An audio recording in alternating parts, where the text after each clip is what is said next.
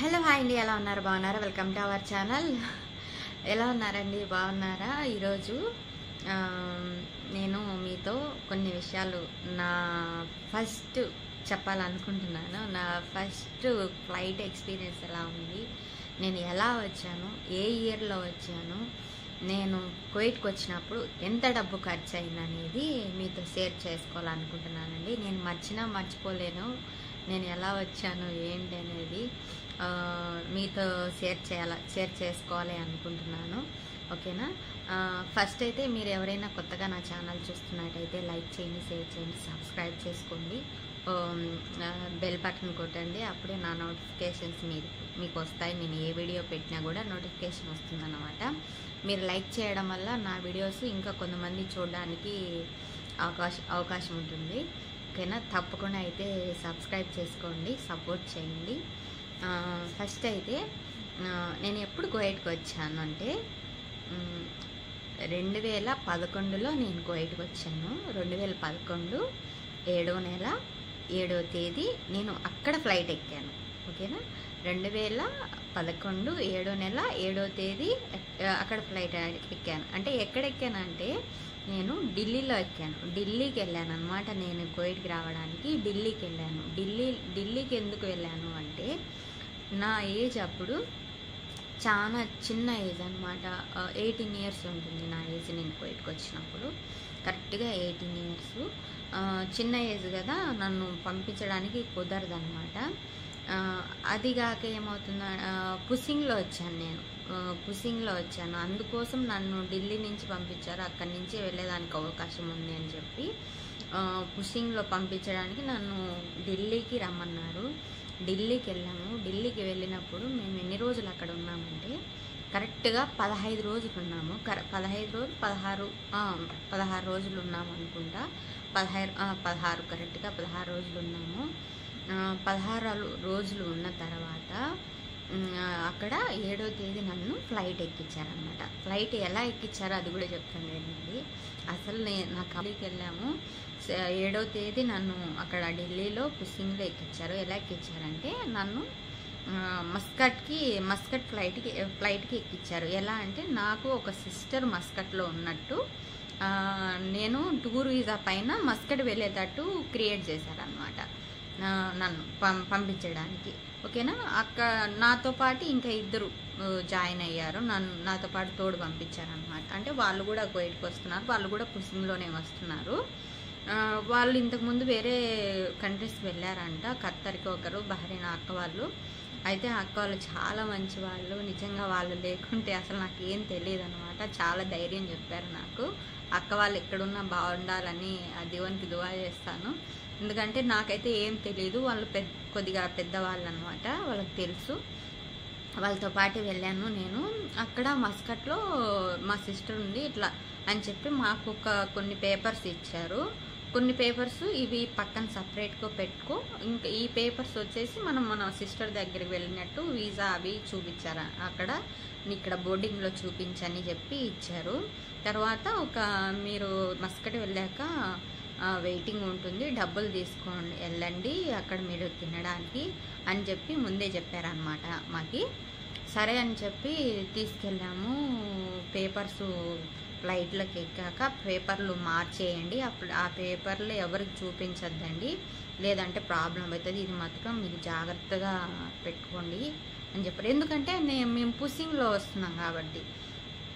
వాళ్ళు ఏం చేశారంటే ముందే స్టాంపింగ్లు అన్నీ వేసేసి ఇక్కడ మస్కట్ నుంచి మళ్ళీ కువైట్ వెళ్ళేదానికి వేరే అన్నీ చేసేసారనమాట. కాబట్టి ఇప్పుడు ప్రస్తుతానికి ఫ్లైట్ ఒక్కసారి మనం ఫ్లైట్ ఎక్కితే వాళ్ళు మళ్ళీ పంపించేదానికి కుదరదు. మనం ఎక్కడికి వెళ్ళాలనుకుంటున్నామో అక్కడ పంపించేయాల్సిందే. మన ఫ్లైట్ ఎక్కక తలకి ఏదైనా మనం బోర్డింగ్ అయిపోయినంత వరకు మనకు టెన్షనే. బోర్డింగ్ అయిపోయిన తర్వాత మళ్ళీ ఎవరు ఏం చేయలేరు అనమాట. అలా అని చెప్పి వీళ్ళు ఏం చేశారు, ముందే పేపర్లు క్రియేట్ చేసుకున్నారు. ఇలా ఫ్లైట్ ఎక్కేప్పుడు ఇలా ఈ పేపర్లు పెట్టండి, ఫ్లైట్ ఎక్కిన తర్వాత ఈ పేపర్లు మార్చేసి ఈ పేపర్లు చూపించండి అని చెప్పి స్టాంప్ వేసిన పేపర్లు ఏంటి మనం మస్కట్ నుంచి ఇంకా కువైట్కి వెళ్ళే పేపర్స్ అనమాట అవి అని చెప్పారా. అమ్మని అక్కడ దిగామండి. ఒక 6 అవర్స్ అన్నారు, కానీ ఎక్కువే ఉన్నాము. కనీసం వాచ్ కూడా లేదు, టైం ఎంత అని కూడా ఫోన్ కూడా లేదనమాట మా దగ్గర. ఈ కనుక్కునేదానికి తెలియడానికి అంత ఏం తెలియదనమాట. సరే వెయిటింగ్ చేసాము. ఇంకా వేరే అక్క ఏం డబ్బు తెచ్చుకోలేదనమాట పాపము. తనకి వేరే అక్క తెచ్చుకుంది. ఆ అక్క నేను తీసుకొని ఫుడ్ ముగ్గురం షేర్ చేసుకున్నాము, తిన్నాము. చాలా బాగా చూసుకున్నాను నన్ను అయితే. వాళ్ళ ఒక చెల్లిలాగా ఒక కూతురులాగా చాలా బాగా చూసుకున్నారండి. వెళ్ళాము.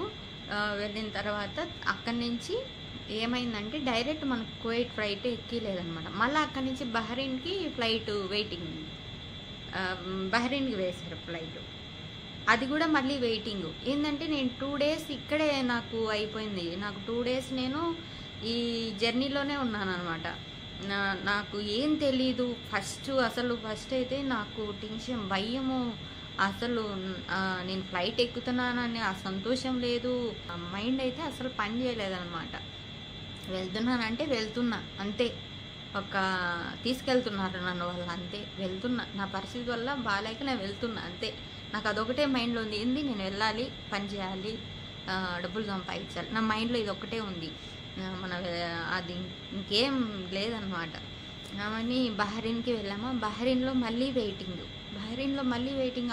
నాకేం తెలీదు. ఇంటి దగ్గర వాళ్ళతో మాట్లాడేదానికి లేదు. బహ్రెయిన్లో మళ్ళీ చాలాసేపు ఒక 6 hours 7 hours వెయిటింగ్లో ఉన్నాము. వెయిటింగ్లో ఉన్న తర్వాత భోజనం చేయండి అని చెప్పి మనకు ఫ్లైట్ టికెట్ అక్కడ చూపిస్తే వాళ్ళు తీసుకెళ్లారనమాట. లోపల ఉంటాయి రెస్టారెంట్స్, అవి ఉంటాయి, ఫుడ్ వాళ్ళే, మన డబ్బు లేదు. బహ్రెయిన్ వచ్చాక వాళ్ళే ఫుడ్ పెట్టారు మనకి. ఫస్ట్ మస్కట్లో అయితే మనం డబ్బు పెట్టి కొనుక్కొని తిన్నామన్నమాట. బహ్రెయిన్లో వాళ్ళే ఫుడ్ పెట్టారు. అప్పుడేం తెలియదు కదా, ఏం తినాలి. చికెన్ మచ్చిబూసి ఇచ్చారు. ఫస్ట్ టైం నేను తిన్నాము, ఉప్పు కారం లేకుండా. ఫస్ట్ టైం అనమాట. అస్సలు నాకు తినబుద్ధే కాలేదండి. అసలు తినలేదు నేను. తినాలన్నా వాంతికి వస్తుంది నాకు. నచ్చలేదు అసలు, ఫుడ్ నచ్చలేదు నాకు. తిన్నాం అనుకున్నా తినలేదు. పాపం వాళ్ళు కూడా ఉంటారు కదా మనకు సర్వ్ చేసే వాళ్ళు, చూసి వీళ్ళకేం తెలియదేమో అని నవ్వుకున్నారు. ఏమనుకున్నారో తెలీదు అని చెప్పి అక్కడి నుంచి మళ్ళీ వచ్చేసాము. వెయిటింగ్ ఉన్న తర్వాత నన్ను కువైట్ ఫ్లైట్ ఎక్కించారనమాట. నన్ను వాళ్ళని అందరినీ కువైట్ ఫ్లైట్ ఎక్కించిన తర్వాత కువైట్ అయితే దిగినాము. అల్హమ్దుల్లా సేఫ్గా అయితే కువైట్లో దిగినాము. దిగిన తర్వాత కొత్తగా వచ్చిన వాళ్ళని పక్కన సైడ్ నిలబెట్టేశారనమాట. మనము బోర్డింగ్ ఉంటాయి, చెక్కింగ్ ఉంటాయి కదా, అక్కడ కొత్తగా వచ్చిన వాళ్ళని అందరినీ పక్కన నిలబెట్టేశారు. మామూలుగా పాతగా వచ్చిన వాళ్ళు వెళ్ళిపోతున్నారు అనమాట. ఎందుకంటే వాళ్ళు కొన్ని చెక్కింగ్స్ ఉంటాయి కదా, అందుకోసం నన్ను పక్కన అందరినీ, నన్నే కాదు, సుమారుగా ఒక 50 members దాకా పక్కన ఉంటారనమాట. అసలు కిత్తగా కూర్చునేదానికి కూడా ప్లేస్ లేదు. అరుస్తున్నారు, జరగండి అరసగా ఆగండి. ఎవరు ఫోన్లు మాట్లాడేవి, అక్కడ ఫోన్లు ఉంటాయి, మనం అంటే మనకు తెలియదు కదా, ఫోన్లు ఉంటాయి, చేయొచ్చని కూడా వాళ్ళు చెప్పారు. కానీ మనకు తెలియదు కదా, ఫస్ట్ టైం వెళ్ళాము, నాకు అంత మెచ్యూరిటీ లేదు, నాకేం తెలియదు. అక్క అయితే నాకు బాగా ధైర్యం చెప్పింది. తర్వాత ఏమైందంటే నేను ఫోన్ వేరే వాళ్ళని అడిగాను. అక్కడికి వెళ్ళిన తర్వాత అడిగాను, వాళ్ళు ఎవరు ఫోన్ ఇవ్వలేదన్నమాట. ఉంటారు కదా మన పక్కన వాళ్ళు, వేరే వాళ్ళని అడిగాను అనమాట. వాళ్ళు ఎవరు ఫోన్ ఇవ్వలేదు. సరే ఇవ్వలేదు కదా అని చెప్పి గమ్మని నిలబడుకున్నాను నేను కూడా వాళ్ళతో పాటే. తర్వాత ఒక పోలీస్ అతను వచ్చాడు. అందరు పాస్పోర్ట్లు చెక్ చేస్తున్నారు. నా పాస్పోర్ట్ కూడా తీసుకున్నాడు. ఆమె తీసుకున్న తర్వాత నువ్వు రా అని చెప్పి నన్ను తీసుకెళ్ళాడు. నాకు టెన్షన్, అస్సలు ఎందుకు నన్ను ఒక్కదాన్ని తీసుకెళ్తున్నారే, వీళ్ళు రాలేదు. నాకు ఇదే మైండ్లో ఉంది, నన్ను ఎందుకు తీసుకెళ్తున్నారు నాకు అస్సలు అర్థమే కాలేదండి. నిజంగా చాలా భయపడ్డాను నేనైతే. కళ్ళల్లో అయితే నీరు తిరుగుతున్నాయి. ఇప్పుడు ఆలోచించుకున్నా కూడా అసలు ఆ భయము, చేతులు అయితే 10 ఇట్లా షేక్ అవుతున్నాయి అనమాట. నాకు ఏదైనా కొద్దిగా టెన్షన్, కళ్ళల్లో నీళ్ళు వస్తున్నాయి. నేను ఏదైనా టెన్షన్ పడ్డానంటే నాకు షివరింగ్ వస్తుంది అనమాట.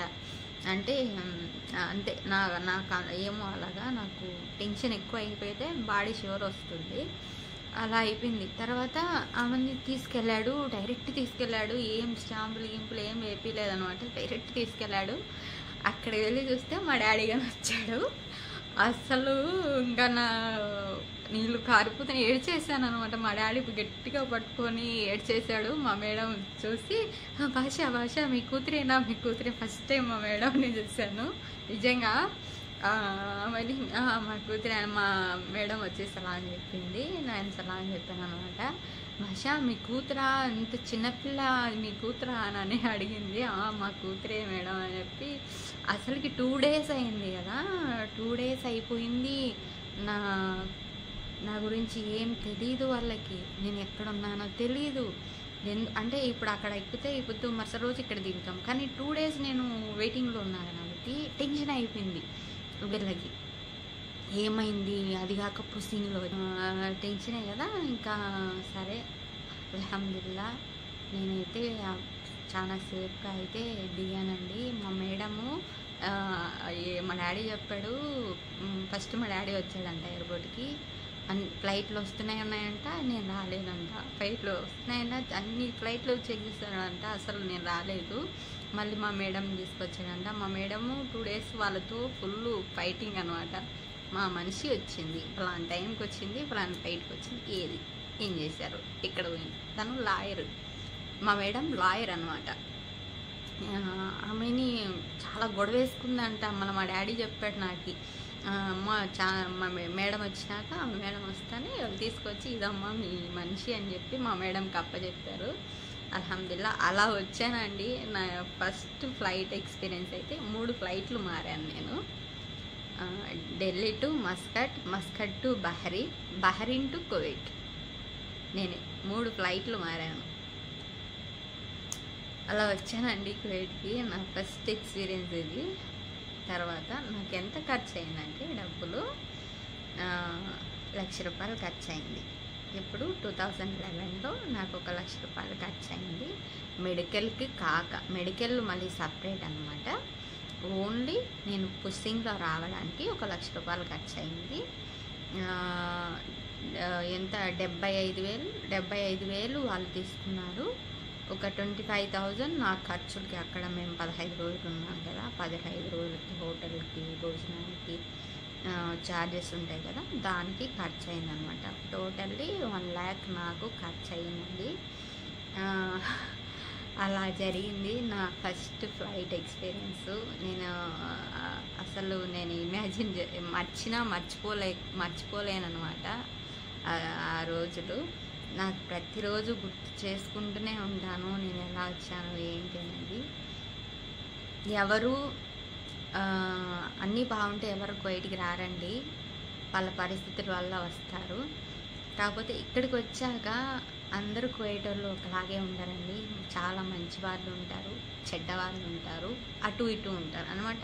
కొందరు అరుస్తూ ఉంటారు కానీ మళ్ళీ దగ్గరికి తీసుకుంటారు. 2 రకాలు ఉంటారు. ఇప్పుడు మన ఇంటి దగ్గర కూడా అంతే కదండి, మంచి వాళ్ళు ఉన్నారు, చెడ్డ వాళ్ళు ఉన్నారు, అటు ఇటు ఉన్నారు. అలాగే ఇలా కూడా వాళ్ళు కూడా మనలాగనే మనుషులు. కాకపోతే ఏంటంటే మన పరిస్థితులు బట్టి మనం సర్దుకొని పోలేకపోయి బాధపడి ఇంట్లోకి వస్తున్నారేమో, కానీ అందరూ ఒకేలాగా ఉండరండి. ఒక్కొక్క ఇంట్లో ఒక్కొక్కలాగా ఉంటుంది. ఓకేనా, ఇదేనండి నా ఫస్ట్ ఫ్లైట్ ఎక్స్పీరియన్స్. నేను ఎలా వచ్చాను ఏంటి, నా డబ్బు ఎంత ఖర్చు అయిందంటే 1,00,000 రూపాయలు ఖర్చు అయింది. అప్పట్లో నాకు 1,00,000 రూపాయలు ఖర్చు అయిందనమాట. ఇంకా మెడికల్కి అది కూడా అయింది, ఎంతో అయింది. అమ్మ వాళ్ళే ఇచ్చారు, నాకైతే తెలియదు, అమ్మ వాళ్ళే ఇచ్చారనమాట అప్పుడు. ఇదేనండి అసలు నా కళ్ళల్లో నీళ్ళు తిరుగుతున్నాయన్నమాట నేను అది తలుచుకుంటుంటేనే. థ్యాంక్ యూ ఫర్ వాచింగ్ అండి. ఎవరైనా నా ఛానల్ని కొత్తగా చూస్తున్నట్టయితే ప్లీజ్ సబ్స్క్రైబ్ చేసుకోండి, సపోర్ట్ చేయండి. ఓకేనా, లైక్ చేయండి, షేర్ చేయండి. Thank you for watching.